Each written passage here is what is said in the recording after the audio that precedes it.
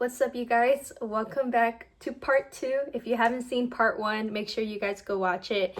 It's about self-harm awareness and when I was dealing with the suicidal thoughts and how God saved my life from suicidal thoughts to wanting to live again. So you definitely should go check it out. And today we are going to talk about the part 2, which is how I was possessed by the devil, by a demon twice. And so let's just dive into it, and it's a crazy story, but let's get started. So in September 2022, so a year later from September, me and my mom, we got in a huge fight, and it led to me being kicked out. I was looking for an apartment, but it was really hard because I had a dog at the time. Her name was Grace, and I had her, and I was looking for rooms, and I was just looking everywhere where I can move. And then there was this one argument again where we were both like stressed out because I was like, I don't want to be here anymore. And she was like, I don't want you here either. But I'm like, but where am I going to go? And she was like, I don't know. So then we were on the phone with my uncle who is in Mexico. And my uncle was like, guys, like, stop fighting. And he was like, wait, do you want to come and live with us? And I was like, me? Go to Mexico and live with you guys? And then he was like, yeah. And I was so down because they live at the beach. So I was like literally near, like 10-minute drive from the beach. So I was like, okay, this is gonna be like a tropical vacation, you know, kind of like gives Hawaii vibes. So then I said yes. So I literally packed my stuff up, and little me thought that, okay, I took my passport picture, when is it gonna come? And they're like, girl, your passport's not gonna come until like 8 weeks. And I was like, wait, I said I had to be there for 8 weeks still. So then I had to wait until October to go to the opera and leave. So then the time came in October, and I was at the airport. I took a picture with my mom, and and I was so excited. And like, I remember when I was saying goodbye to my mom, it was such a goodbye of like, I love you, but I think this is the best for both of us because I just couldn't live there anymore in that environment. So then I remember I was going up in the escalator, and we didn't even hug. Like, it was just like goodbye, like personal space. As I was going up, I was like ready to go, take off the shoes, you know, TCA. I think that's what you say, TSA. Going through that, and then I was in the airport, and then I had to do a flight from like going from LAX to Guadalajara, and then from there go to the destination, like the beach area. So a connect flight. And so when I got to Guadalajara, there was only 1 hour to get to that, to switch planes, if that makes sense. But I didn't know that like arriving here, you still have to go through like security checkpoint, blah, blah, blah. And I didn't know. And then like, I just didn't know anything. Like, this was my first time traveling alone. And they had to go through my dog, checking her papers, if she does have the rabies tag or not, like, etc. And so that took such a long time where I missed my flight. And so I was stuck in Guadalajara for 48 hours in that airport. I don't know how I did it, and I don't even know how I was alive, but I stayed in that airport awake. Like, I couldn't even sleep. I was taking caffeine after caffeine to just stay awake. So it was like a fight or flight with like my heart. Like, I need some sleep, but I'm like, no, you gotta be awake. And so my mom, I was crying on the phone, and I think I took a picture where I was like crying. I think I did the middle finger too, but I was crying and so stressed out because like, I remember in that moment I was like, God, like, why would you let this happen? Like, I'm just 18 years old, I'm out here in Mexico, and it's like, this is scary. Like, I'm by myself with my dog, and I can't leave the airport because like, where am I gonna go, you know?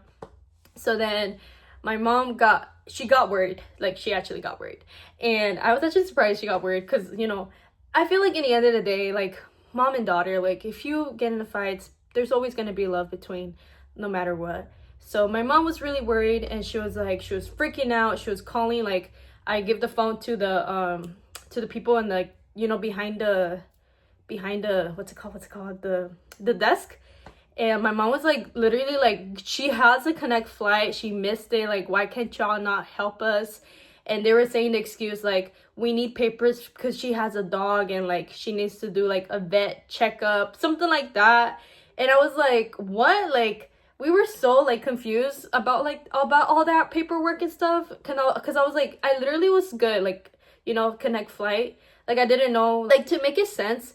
is that what I was not supposed to do is like leave completely, like the back of the airport. I was supposed to stay there, like still stay like where you can wait for your gate, if that makes sense.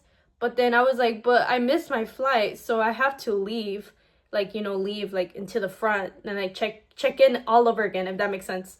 So then I was just like really confused because they were saying like you should have stayed there, and then it's like, what? Like, I don't know. I was so confused. And yes, I could buy another flight, but they needed like a specific paper from my dog. I could go on the flight, but because I had a dog, she had to go to the vet nearby and just get something approved, and then we can move on to the next step. But because I didn't have the paper that they wanted, I can't travel. And yeah, my uncle could have picked me up, but from Guadalajara to that beach, it was like far drive.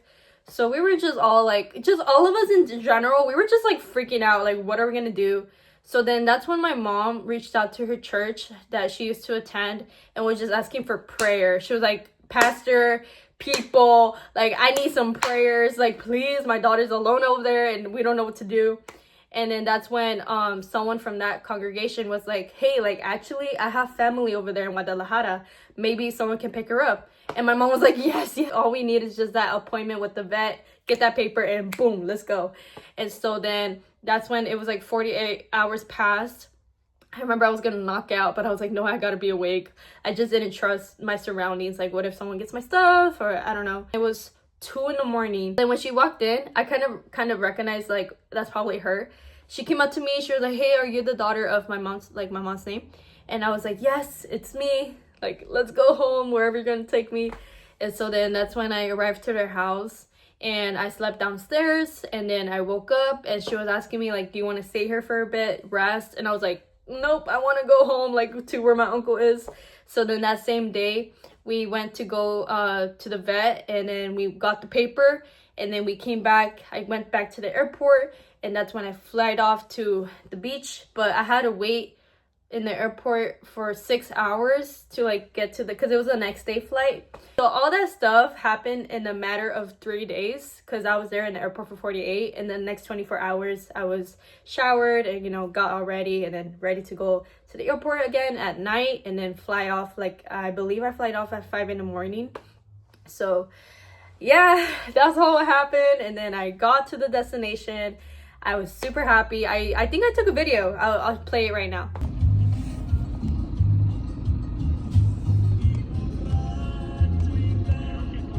I was super excited. I was like, finally, I have some freedom. I get to enjoy my life. And like, well, that's what I thought. But little did I know, I was gonna, how do I say this? I was treated in a way, I don't know what family was saying behind the scenes, like in the phone behind my back.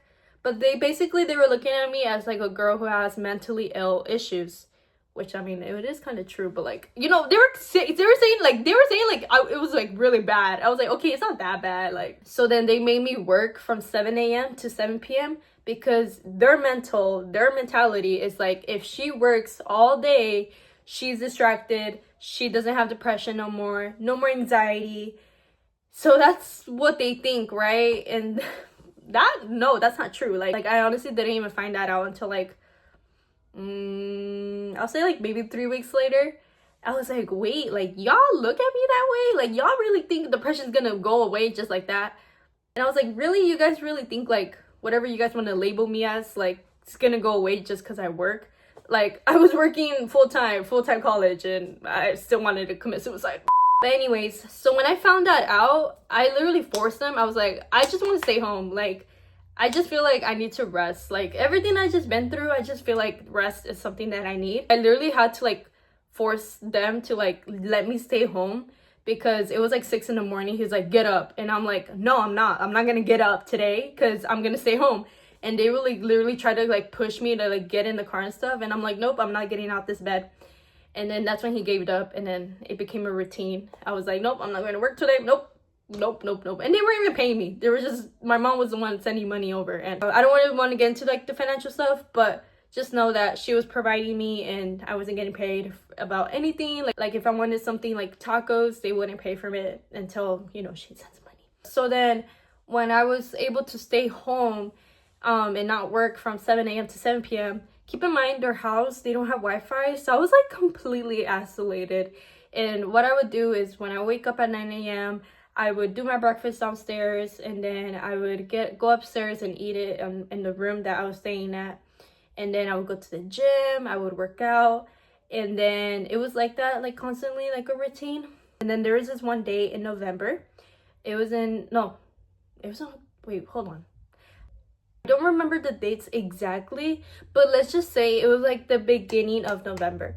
I'll say like November 1st, or it was October 31st, like during that time.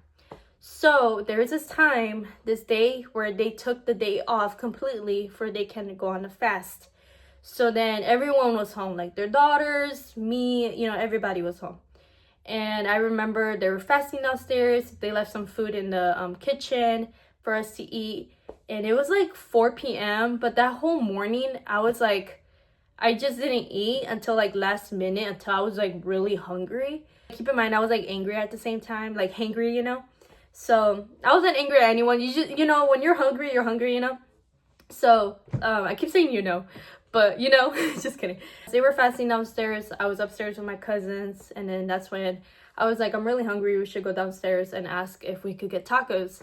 And then my cousin was like, yeah, go ask. So then I knocked at his door downstairs in his room. And I was like, hey, like, can you give me money? I want to go buy some tacos. And he was like, no, there's food right there in the counter. And I was like, fine. That's when I opened like the pan thing, and there was like rice and shrimp. So I was like, okay, actually I like this food. So I was putting it on my plate, and then I heated up and stuff.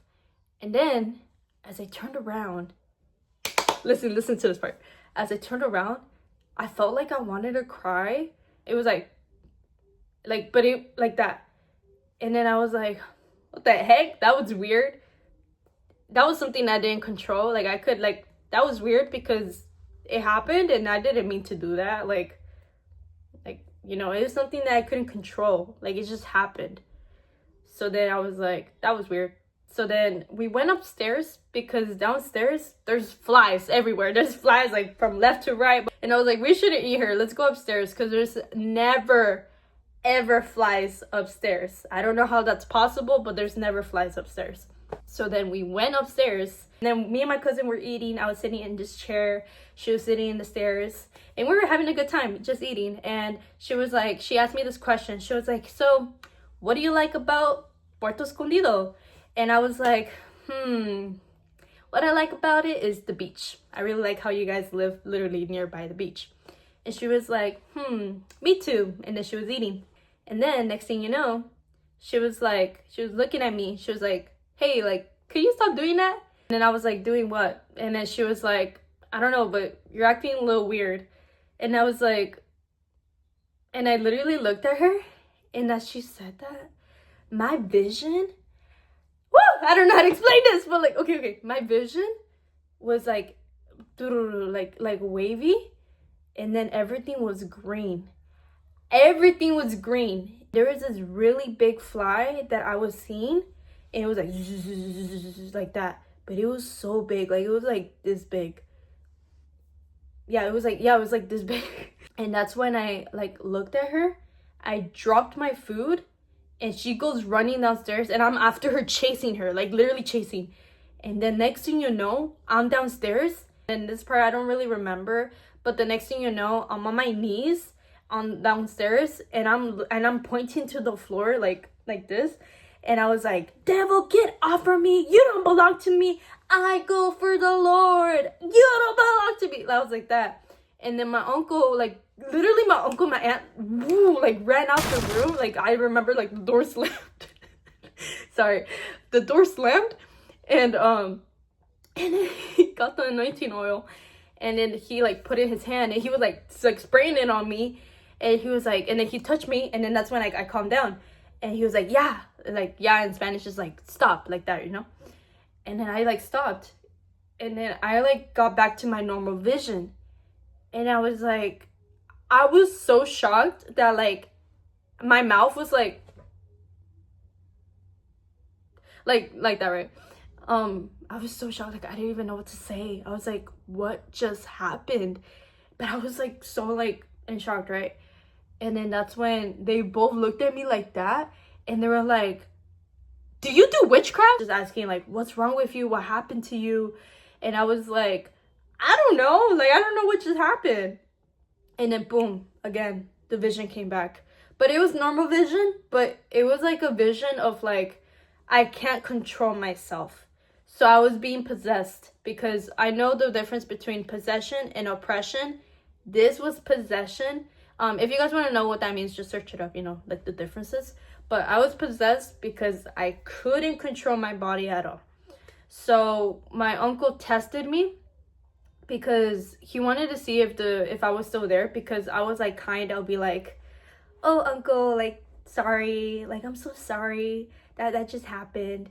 And he was like, you're acting really weird. So then he like got a chancla. he got my chancla. Oh yeah, I forgot to mention this part. He got my chancla because I was nose bleeding. I was like, my blood was coming out my nose. My chanclas had a lot of drip of blood. Like, I was like running down the blood. And so he gave me my chancla. He was like, here, like wash it off, because you're not gonna go to church like that with blood in your chanclas. So then I grabbed it. I was like, okay. And I grabbed it, and I was like I was like that. And I was like, like that. And then he was like, yeah, the spirit's still there. Like, yeah, she's still being possessed. So then that's when I was cleaning it. And then I remember I looked at my dog, and I was like, oh my gosh, Grace, I love you. Like, I was like that. Like, so deeply in love with my dog. And then and during this time, my aunt and her daughter were showering, because she was like, here, I'm gonna take her to church and we're gonna cast this demon out. But before we go, I'm just gonna shower, since I haven't showered the whole day, and before the water turns cold, since, you know, it's it was like 6 p.m. 5 p.m. when this happened. Or actually, yeah, like 4 p.m., 5 p.m. when this happened. The sun is out to try to heat up the water and stuff. So then that's when it was time to go, I was literally behind my aunt, like, pretend like she's right here. I was walking like right behind her like that, like literally super close. And I remember my face was like this the whole time, like angry. Dude, that scared me. And then I remember when I was in the taxi, bro, I was like okay, I was like this, like, I'm making that sound because that's how I sounded like. And I was just like looking at people, and I remember I would laugh at some people. Like, I'll be like, ha ha ha, like, he's mine, ha ha ha, like, she's mine, like that. Then when I got out the taxi, and we had to walk like 5 minutes or like 7 minutes to get to that church, we were walking, and I remember I passed by a car that was tinted, and I was like, I kind of want to see how I look. So then I like turned. Oh heck no, I literally told God like to remove that out of my mind, because what I saw was my eyebrows was like this, my eyes were like this, my nose was like really big, and my mouth was like just so big too. And guys, I have a picture, not of myself, but I have a picture exactly what I saw. And before I share it, first of all, Hollywood, in my opinion, is demonic. But second of all, I was like, this movie is so perfect to what I've experienced. Think about it. When this guy was, let's just pretend he's being possessed. Why did he love his dog so much? Like, when he'll come around his dog, he didn't harm his dog. That reminded me of me. That when I saw my dog, I didn't harm her. I didn't want to do anything to her. I was like in love, like super in love. Like, you're my baby, you're my gorgeous, like that. And he's the same thing with his dog. And remember, in the movie, he's like, when you put on the mask, it goes like, it's reflecting what's really deep in your heart, like your attitude and stuff. So his attitude was goofy, playing around, dancing. So that was like deep in his heart, right? Now this guy, deep in his heart, was angry, envy. That's the face I saw. I can you not? That's what I saw. That's like a visual on what I saw in the car. And I find it really interesting how Hollywood would make a movie like that. Well, I mean, the movie's entertaining. I'll give them props to that. But I just find it really interesting how they're very detailed with that mask that they created. It's almost like they know how demons look like in the spiritual realm. I'm so happy. Well, no, I'm not happy. No, hold on. I'm happy that I'm able to show you guys like that visual, if that makes sense, because I wanted you guys to see. Like, I'm a visual person, like I'm a visual learner, so I feel like you guys seeing that is more understanding, like what I'm talking about, you know. But yeah, that. So then, as I literally got so scared, like I told God to remove that, like afterwards when this all happened. And then when it was time to get inside the church, that's when I couldn't go in. Like I was like this, like I couldn't get inside. It was like if a mirror was right there, and like I'm just like that. So then I literally had to grab my leg and like throw it in, and like I was like this, and then I grabbed my other leg and I brought it in. And then that's when like I was like, oh, that was hard. And then I just keep walking like this, right? Like that.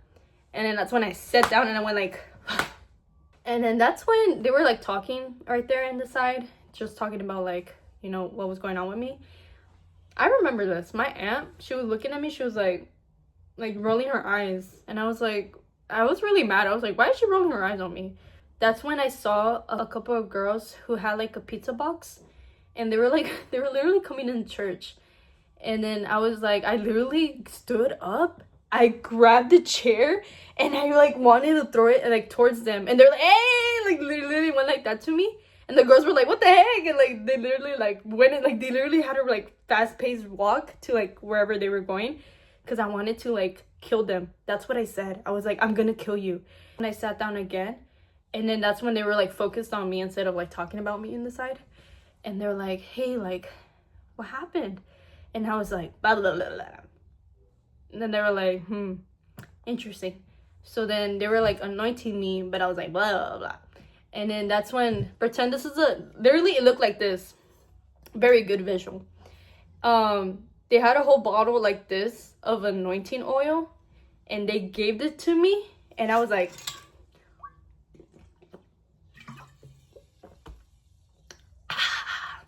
like that the whole time.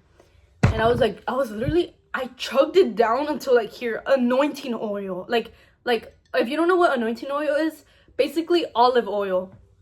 And like, bro, I chugged that thing down. The next thing you know, they grabbed my head. They were like grabbing me and like trying to cast out the demon, whatever was going on with me. And I remember my eyes were rolling, like I don't know how to do it, but just keep in mind, I was like looking circles, looking that way and stuff. And I remember I think he was a youth pastor, but he looked at me and he was like, oh, I see you, get off from her. And I was like, blah, blah, blah, blah, blah, like that. I was talking like a language, like, it didn't sound like blah, blah, blah, but it was like mumbling sounds like that. And then that's when, from what I remember, that's when 2 hours or 3 hours passed by. So now it's like 8 p.m. And I was just on the floor like this. From what I remembered, he was just saying like his sermon like that, to like always check up on your kids, listen to them, love on them, because, you know, this is what can happen. And then instead of like this on the floor, I'm sorry, I don't know why I'm laughing. I have like really bad humor. I like turned around and like I was just like this on the floor like this. And then I was singing Sea of Victory from Elevation Worship. I was singing. And then that's when, after his sermon was done and people were leaving, that's when, oh wait, I wanted to mention this part from what I just remembered right now. When he was preaching the sermon, I was in the back like this, sitting down. And then when he was preaching, I'm doing those mumbling sounds like blah, blah, blah, blah, blah, blah, blah, blah, blah. But yeah, I was like that. So then when it was time, when he finished his sermon and I'm still sitting down in the same chair, like I was on the floor when I was singing, but then I went back inside the chair. And then I remember the restroom was like right there. So I walked in, and I remember I was so scared. Like I couldn't see myself in the mirror. I was super scared. It was scary, like that face. And then that's when I sat down again. And then that's when he came up to me when his sermon was done and people were like left already. He was like, hey, like, talk to me, like, what happened? And I told him everything that I just told you guys from the part 1. And I like told him everything, and then that's when he was like, okay, so basically you open doors to the like to demons where they came into your life. That's what he was saying. And then he was asking me if I do witchcraft, and I was like, I don't, but I remember I see some TikTok videos where it'd be like, listen to the sound, and people would be like this, like, I don't know, something like that, right? And they'd be like, good things are coming your way this week if you just listen to the sound, if you listen to my voice. I would see those videos, and I would like listen to it, and I'll be like, yeah, I receive. So that's what I told him, and he was like, you're opening doors to the demons because you're coming to an agreement with that. And I was like, bro, it wasn't meant for you, babe. And then that's when I left the church. That's when my aunt was like, we should go on a fast. And I was like, okay, damn, wow, I've been filming for 35 minutes. Do I have to break this? I probably have to do part 1 and part 2. But okay. So she was like, we should go on a fast. So then I was like, okay. So we went on a fast. We did the Esther Fast. We did it for 3 days. But I remember when I was at Puerto in their house, they were telling me like I had to leave my dog. But I had so much anxiety because the next door, it's not a gate. Like, it's like something where like the dog can like potentially like jump over. And it was an aggressive dog. Like, it was like a big like pit bull, you know? And they were like, he was like barking a lot every time he'll see my dog, like trying to like jump over.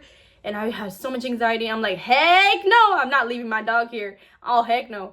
And then they were like, oh, like, okay, fine, we have to take her. So then we took her because the drive was 8 hours and it was in the bus. So good thing I had because either way, it's like good thing I had my carrier where you can put my dog, like, not my dog, where you can put your dog in there. The carrier thing. So good thing I had that, because either ways I need it when I travel. But good thing I had that, because I guess like if I just had her like unleashed, then they probably wouldn't let me in the bus. So I was there in the bus with my dog, and I was just like ready to go on a fast. And then when we got there, it was already like 9 or 10. I was actually like 10 p.m. And we put like my stuff down, and I left my dog like in the house of her uncle, because she reached out to her uncle saying like, hey, she got possessed, we're thinking to go on a fast. So her uncle was like, yeah, you guys should come over. Well, actually my aunt wanted to be the one coming over, and he was like, yeah, like you could come over. So then 8-hour drive, we get there to his church. He's the pastor of that church. It's a small church, but beautiful church. I remember the painting and stuff. So when we got there, he was there. His house is right here, and the church is right here. So when we got to the house, we put our stuff down. I left my dog because me and my aunt were going down the hill to go get some tacos. And yeah, something about me and tacos. Getting like a big meal before we go on this 3-day fast. And if you don't know what's an Esther Fast is no water and no food. Just literally a dry fast. And then that's when I ate, like, I'm not even kidding, I ate like 8 tacos, because I was like, bro, I'm literally gonna fast for 3 days, so I'm trying to be full. And then that's when the day 1 of fast came. Oh, I forgot to mention this part. When I was in the house, like in Puerto Escondido, before we departed to go to the bus and stuff, I remember I prayed upstairs, and I was like, God, I just want to say thank you for what you're doing in my life. But I wanted to ask you a question. I wanted to ask if I can change my name, because I currently go by Jamie, but I really like the name Eliza. I would like to go by Ellie. I just wanted to ask you if I can change it. Amen. So I said that prayer. So now that as we're diving into day 1, we were fasting, we were reading the Bible, we were worshiping. And then on day 2, that's when we were doing the same thing, worship, prayer, reading the Bible, taking care of my dog, walking like outside the church for her to pee and stuff, and feeding her at the same time. And that's when I was reading the Bible. I was reading like the book of, I don't even remember, but I was reading something like a verse. And then that's when her uncle looked at me and was like, hey, like, do you go by another name? And I was like, yeah, I like to go by Eliza. And he was like, from today, you will no longer be Jacob. And then he looked at me and he said, from today, you will no longer be called Jamie. Your new name will be Eliza. And I was like, oh my gosh, like, no way. And then I was like, wait, really? And he was nodding his head. And I was like, yo, that's crazy, because I prayed about that before I entered this fast. And he was like, really? You prayed about it? And I was like, yeah, like I prayed if I could change my name. And he was like, yeah, God gave me the word to tell you that. And I was like, that's exciting. I was like, okay. That was confirmation from my prayer. And then that's when, after the fast, when I got home, I opened the Bible again. And then when I was reading it, ooh, Lord, I felt like a different person. Like, I felt very different, because that fast was amazing. Like, literally 3-day fast, we completed it. I remember on the third day, though, I was like dying. I was like, oh my gosh, I'm so hungry. But we had to eat after the Sunday service, and I remember my stomach was like growling and stuff. When we came back to Puerto Escondido and I was in the house upstairs, I opened my Bible and I spoke in tongues. I remember I was like, whoa, that was cool. Like, I was like, that was so cool. Do it again. I couldn't do it again. It came out and I was like, that's so cool. And then that's when the next day I told my aunt, I was like, you won't believe what happened yesterday when I was reading my Bible. I was telling her this at work, and she was like, what happened? And I was like, I spoke in tongues. And then she looked at me and said, how can God give you the gift of tongues, and how can he use you if you're like this with your mental health? And I was like, oh, like, that's, and that really hurt me. Like, that destroyed me so much, because I believed her. I was like, you're right. How can he even use me? Like, I am actually mentally ill. And so I remember I was like crying a lot. I was crying a lot because I was like, man, I really thought it was tongues, but how can God give me the gift of tongues if I'm mentally ill? And then, you know how I just fasted? I feel like my eyes were awakened in the spiritual realm. And what I mean by that is like discernment. So when my aunt told me that, I was like, that's not the fruit of the spirit. And she's been walking with the Lord for a long time. I understand. No one is perfect. We will never be perfect. But that's like discerning, like, why would you, how can you say that to someone? That's when, like, that same day, or I think the next day, as I was showering, I was singing. I love singing. So I was like singing, right, to God. And I was like, I'm gonna see a victory. And then I hear this outside. I heard. And I literally looked outside immediately. I was like, who's there? And then I hear nothing. I heard a wind, like. And I was like, what the heck? And I literally kind of peeked. There was no one there. And so I was like, whoa. And so then I was like, continue showering. And I was like louder. I was like, I'm gonna see a victory. And that's when I heard it again, like. And I literally looked outside immediately. No one was there. And so when I was like back in the shower, I literally was so scared. I felt like a dark presence was inside the room. And I literally was putting on my clothes and I was shaking. Like, I was super scared. And then that's when I kind of peeked over and I see the family just eating downstairs calmly. And I'm like, there's no way someone did that. Like, outside my restroom door, like right there in front of like the room. There's no way it was them, because they're eating, they're in the moment. And I looked, there's no way. That same night, it was 4 a.m. I wake up and I heard footsteps. I kid you not. I heard like that, like passing by my door. And I remember I literally had my blanket like this the whole time, and I was shaking, and my dog was with me, and I was hugging her so tight. I was like crying because I was super scared. And then as I peeked over like the door, it was like that. And that's when the next day, my aunt, she went to this church and she invited me. And when I went to that church, I saw something which was very discerning, because when they opened the Bible and they were like, okay, we're gonna do ofrenda, which means tithe in English. She was like, we're gonna do an ofrenda. So people were going up, and I was like praying. I was like, thank you, Lord, thank you Lord for this day, thank you so much. And then I see people throwing money on the Bible, like coins, like that. And I was like, why are you guys throwing dirty money on the Bible? Like, the Bible's open, you guys are throwing it like top of it. And I was like, that's weird. And then that's when I see the pastor going up to a young girl in front, like we're her front seats, the girl in front, and he's like dancing like this, turning her around. I was like, what? I was clapping. I was literally looking at him like this, like, what the heck? And then that's when he came up to me. He put his hands right here, and I yelled. Because I feel like he was praying on something over me. And my spirit, like, I felt like what he was praying on me was demonic. Like, I don't know why. I don't know how to explain that. And so I was yelling as, like, I don't receive that, like that.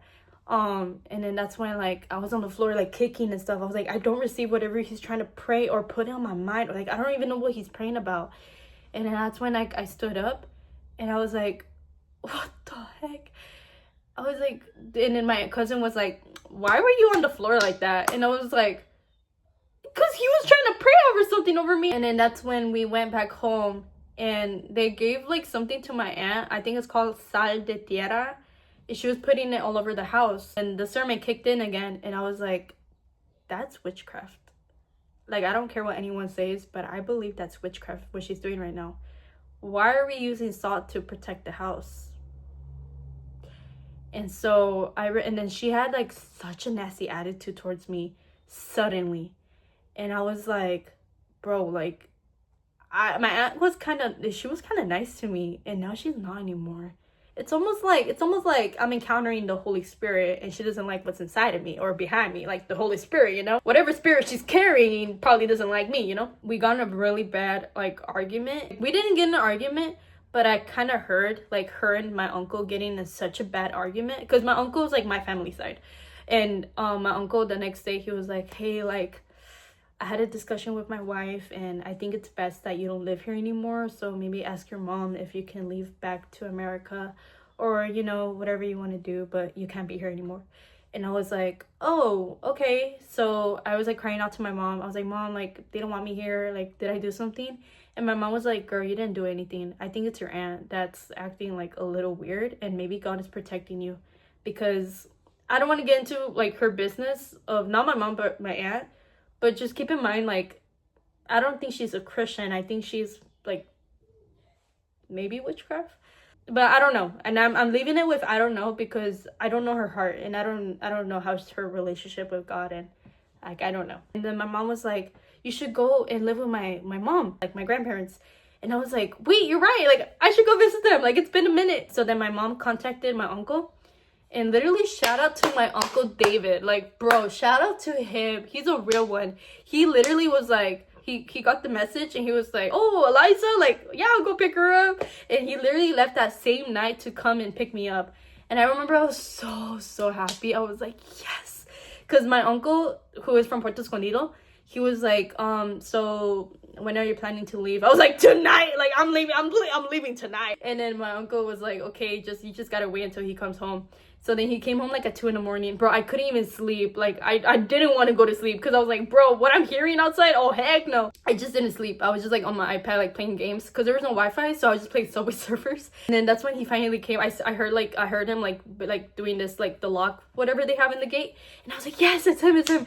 So I literally went running downstairs, and I literally was having my suitcase. Like, I felt free. And then that's when I saw my uncle. And my other uncle, like from Puerto Escondido, he was like, Eliza, wait, like, he needs to eat, he needs to rest. And I was like, you could rest in the car. And he, like, that's how bad I wanted to leave. But he did rest in the living room. He only slept for like 3 hours because, again, the wife, my aunt, didn't want me there anymore. So then my uncle was like, let's just leave at like 5 a.m. Oh no, it wasn't even 5 a.m. Sorry, it was like 11 p.m. My apologies. It was not 2 a.m. It was 10 p.m. when he arrived. And the next time to depart from like Puerto Escondido to like the destination where my grandparents live, it wasn't until 4 a.m. No, wait, was it 4? Yeah, it was like 4 a.m. So then that's why we waited. Like, during that time, we rested at home. But during that time when he came home, we went to go eat tacos. But we went to go eat tacos for he could eat, you know. And then when we got home, he was resting downstairs.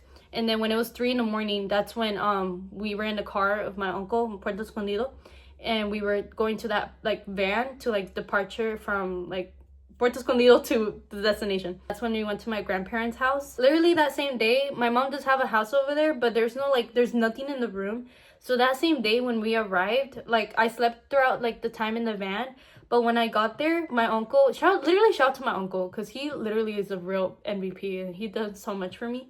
That same day, like it was like 9 a.m. when I visited my grandma, my grandpa. I was like, hey guys. And then we had to leave again. Then we left like somewhere more downtown, which was like a 3-hour drive to like markets, like marketplaces, to go buy my bed, my desk, my chairs, like just decorating my room. And then my uncle has like a really big car, like a big van, so it was able to like fit in the van, everything. And then that same night we were setting up everything, and then that's when I showered and then I went to bed. I was like, oh, finally I can take a break from like everything that I've been through, and now I don't have to be working from 7 a.m. Sorry, I had to go back and delete more apps. But anyways, like I was saying, I was resting and I was like, bro, like I've been through so much and finally I can just rest. And like the end of December, I was like, okay, now it's time to go back to America. I want to go back and just be home again. Because me and my mom, we were kind of like in good terms. So I was like, I kind of want to go back. So then that's when I went back. But my doggy, my little baby, she stayed. And I remember in the beginning, my mom did promise me that she was able to come, but she lied. So she was in good hands. She was in good hands. I left her with I'm still like, I literally seek therapy till this day because I'm like, I talk about this stuff. No, but she was in good hands, but she was with my aunt and my uncle. The same uncle that was real MVP, you know, him. She was with them, and they were taking care of her. And then when I went back to America, I was really sad that she was behind, but I had this motivation, this goal, like, hey, I'm just gonna hustle until August and then go back to Mexico and be with my dog. Everything that I saved up, the money I was spending in Mexico, and just live my life over there, because here in America I didn't really have friends. So I was like, my whole family's over there, so it's gonna be a good time over there. So I worked at Starbucks again. I was hustling. I had a good time. The last shift I ever had from Starbucks was when someone threw a whipped cream on my face. That was like a good ending of my career with Starbucks. That's when I went back to Mexico. So now during this time, it's 2023. I went back, I think I went back in August. So in August, I moved back, and I was actually thinking to do college again. I was like, I do want a career. So I was in community college and I had online classes. So my mom was like, hey, when you go back, it would be perfect. Just study in school. You know, you already worked, so all that money that you saved up, you spend it over there. It was like a great plan that we had. I was just thinking to be there from August to December, to be there for like the holidays as well with my family, and then go back in January. Or like, I was also thinking like maybe from August to May, like just to finish the whole year with school and then come back in summer. It was just a great plan, right? So when I got there, my dog unfortunately didn't recognize me, and I was super heartbroken. I was like, Grace, you don't remember me? She was 3 years old, or I think 4. No, she was 4. I remember just seeing her. It really brightened up my smile. I missed her a lot. 2 months later, October, was really interesting because in October 2022, it was already bad with like, you know, the whole situation at the airport. And 1 year later, in October 2023, it got extremely bad. That part from August to December, it is a separate testimony. So I will talk about that on the next video. But I did want to finish off with the first time when I got possessed and how the second time happened. So moving forward to May 2023, my mom invited me to go to church. But then suddenly, when I was like the end of the sermon, I wanted to say shut up to the pastor. I wanted to like get up and say shut up. And I was like, that was weird. Like, why would I want to say that? And then that's when like in the after service, my mom was like getting up, and I was like, Mom, he came back. And my mom was like, who came back? And I was like, I don't know, but the same way I felt when I was possessed in Mexico, I feel that kind of same way right now. And then she was like, I'm gonna go grab somebody to go come pray for you because you're acting weird. So I was like, yeah. And then that's when the two ministers, like I think they were a couple, but it was a man and a woman. They came up to me. They're like, hey, like here, let's come and pray for you. So they took me in this small room, very small. There was like a desk and literally the door's right there. I sat down and I told her everything like from part 1 video. That's when she was like, okay, let's pray. And literally once she spoke in tongues, bro, the next thing you know, I was on the floor. 12 people came in the room, like 12, and they were holding me down because if you let me go, I'm hitting you. Like, I'm like on the floor, and if she lets me go, like, I'm hitting. And they were like speaking in tongues. They're trying to pray for me. Like, they were praying for me. I was like, I felt so hot. Like, I felt like I was so heated up. I don't know how to explain this to you, but the, like, you know, the back to the visual thing, like, just like try to visualize it. Like, I felt like I was in hell and my whole body was just flaming up. I felt like I was being flamed. And then they were just like, you know, just trying to cast whatever out. Or I don't even know, like, I don't even think they were trying to cast out. They were just like, or maybe they were, I don't remember. But I remember my tongue sounded like a snake, like, so instead of the blah blah blah what I did in the past, this time I was like, and my body was like this, like the whole time, like kind of like a snake, like that, like. So that was the second time I got possessed. That's my whole testimony about how I was possessed. I really wanted to share this story because I feel like it talks about where I've come from and where God has saved me from, and it talks about like the roots to like how it all really manifested in my life. So I can't wait to continue on with the testimony series, I'm calling it. Sorry for the long video too. I know it's a long video, but if you guys made it to the end, thank you so much. I appreciate it. Make sure you guys like this video or comment down below what you guys, if you guys have any questions too, I'm willing to answer them. Yeah, your support means a lot to me too. And yeah, I will see you guys on the next video. I can't wait to just continue on yapping with you guys about my stories. But yeah, I'll see you guys next time, and I hope you guys have a blessed day. Love you guys.